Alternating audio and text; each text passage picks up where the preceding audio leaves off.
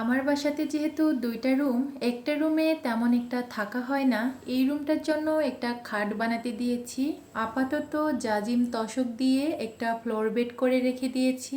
এখানে এসে মাঝে মধ্যে একটু সময় কাটানো হয়। আসসালামু আলাইকুম সবাইকে। যেহেতু আমার ২টা বিছানারই বেডশিটগুলো ধুয়ে দিয়েছিলাম, বেডশিটগুলো শুকিয়ে যাওয়ার পরে আমি এই যে বিছানাটা সুন্দর করে গুছিয়ে রেখে দিচ্ছিলাম। আমার এই রুমটাতে খাট নাই, যার কারণে এখানে তেমন একটা থাকা হয় না। তবে মাঝে মধ্যে ছেলের বাবা একটু সময় কাটায় এখানে, তাই আমি সব সময়ের জন্য এই রুমটা একটু গুছিয়ে রাখার চেষ্টা করি।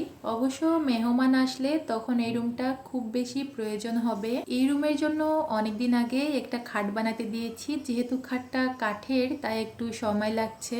আমার পছন্দ মতো সুন্দর একটা খাট বানাতে দিয়েছি। বাসায় যখন নিয়ে আসা হবে তখন আপনাদের সাথে শেয়ার করব। আর এই তো আমার সাদামাটা একটা রুম, এখানে তেমন কিছুই নাই। একটা ফ্লোর বেড করে রেখেছি, একটা আলনা, আর হচ্ছে একটা সেলাই মেশিন আছে, আর আমার হাজবেন্ডের কিছু জিনিসপত্র আছে। যাই হোক, ওই ঘরটা আমি একটু পরিপাটি করে রান্নাঘরে এসেছিলাম। রান্নাঘরের কিছু কাজ গোছাবো। এই মাসের রেশনটা আমাদের তুলতে একটু দেরি হয়েছিল, কারণ আমার হাজবেন্ডের হাতে তেমন একটা সময় ছিল না। সে হাতে সময় বের করে রেশনটা তুলে বাসায় দিয়ে আবারও চলে গিয়েছে। রেশনগুলো গোছাতে গিয়ে মনে হলো আমার আগের মাসের অনেকগুলা রেশন বেঁচে আছে। ভাবলাম এগুলা ওগুলা একসাথে দিয়ে বয়ামে ভরে রেখে দেই। এবারে রেশন না তুললেও হতো, কিন্তু আমার হাজবেন্ড দেখি তুলে নিয়ে এসেছে। ভেবেছি এগুলা উঠিয়ে রাখবো, বাড়িতে যাওয়ার সময় সঙ্গে করে নিয়ে যাব। রেশনের মধ্যে সবকিছুই বলতে গেলে থেকে যায়, শুধু তেলটা একটু বেশি পুরাই। আটার মেয়াদ যেহেতু বেশি দিন থাকে না, তাই আটাটা আমার খেয়েই ফেলতে হয়। তারপরও ২ মাস মেয়াদ আছে, এর মধ্যেই আমি বাড়িতে নিয়ে যাব। এইবারে রেশনটা তোলা হয়েছে মাসের একদম মাঝামাঝি। আমি ২টা কৌটা ভরে সুন্দর করে গুছিয়ে রেখে দিয়েছি।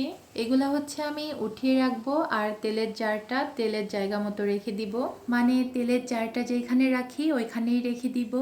আমার আগের মাসের তেলটা এখনো রয়ে গিয়েছে।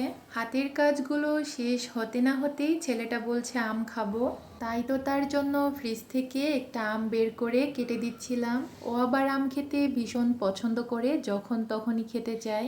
ভাবলাম কাজে যাওয়ার আগে একটা আম কেটেই দেই, ও খেতে থাক, আমি কাজগুলো শেষ করব। কয়েকদিনের মধ্যেই আমার বাসাতে মেহমান আসবে। আমি তো তার প্রস্তুতিই নিচ্ছিলাম। আমার বাসাটা একটু পরিষ্কার পরিচ্ছন্নই করছিলাম। ভেবেছি রান্নাবান্নার জন্য আগে থেকে কিছু প্রস্তুতি নিয়েই রাখবো, যেমন বেশি করে আদা রসুন কাটা বাটা এগুলো করে রাখবো। তাহলে মেহমান আসলে শুধু রান্নাটা করলেই হবে, তেমন কোনো ঝামেলায় পড়তে হবে না। সব কাজ যদি আগে থেকেই করে রাখি, তাহলে তারা আসলে তাদেরকে একটু সময় দিতে পারবো বেশি। কে আসবে অবশ্যই আপনাদের সাথে শেয়ার করব। আজকের মতো এই পর্যন্তই। আল্লাহ হাফেজ।